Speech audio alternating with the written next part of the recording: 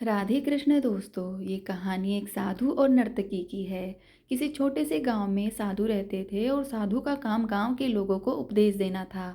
उसी गांव में एक नर्तकी रहती थी। उसका काम लोगों के सामने नाचकर गांव के लोगों का मन बहलाना था। एक दिन गांव में कुछ कुदरती आपदा आ गई और ये साधु और नर्तकी दोनों उस कुदरती आपदा में मर गए। मरने के बाद जब ये दोनों यमलोक पहुंचते हैं, तब इनके कर्मों और उनके पीछे छिपी भावनाओं के आधार पर इन दोनों को स्वर्ग या नर्क में भेजने की बात होती है।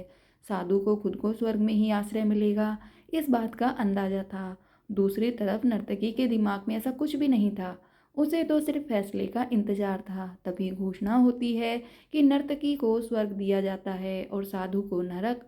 इस फैसले को सुनते ही साधु यमराज पर बहुत चिल्लाते हैं और उनसे क्रोधित होकर पूछते हैं कि यह कैसा न्याय है महाराज। मैंने अपनी सारी जिंदगी लोगों को उपदेश देने में बिता दी और मेरे नसीब में नरक, जबकि ये नर्तकी जीवन भर लोगों को रिझाने के लिए नाचती रही और इसे स्वर्ग दिया जा रहा है। ऐसा क्यों?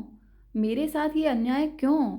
यमराज ने साधु को शांति से उत्तर देते हुए कहा कि यह नर्तकी अपना पेट भरने के लिए नाचती जरूर थी, किंतु उसके मन में यही भावना थी कि मैं अपनी कला को ईश्वर के चरणों में समर्पित कर रही हूँ। जबकि तुम लोगों को उपदेश देते हुए भी यह सोचते थे कि काश तुम्हें भी नर्तकी का नाच देखने को मिल जाए।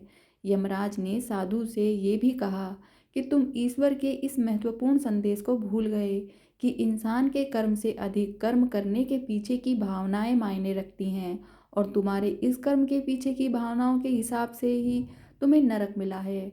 मोरल: इस कहानी से हमें यह सीख मिलती है कि हम चाहे कोई भी काम करें, पर हमारी उस काम करने के पीछे की नीयत साफ होनी चाहिए। अगर हमारी नीयत साफ नहीं होती है तो हमें दिखने में भले अच्छे लगने वाले काम भी पुण्य की जगह पर पाप का ही भागी बना देते हैं।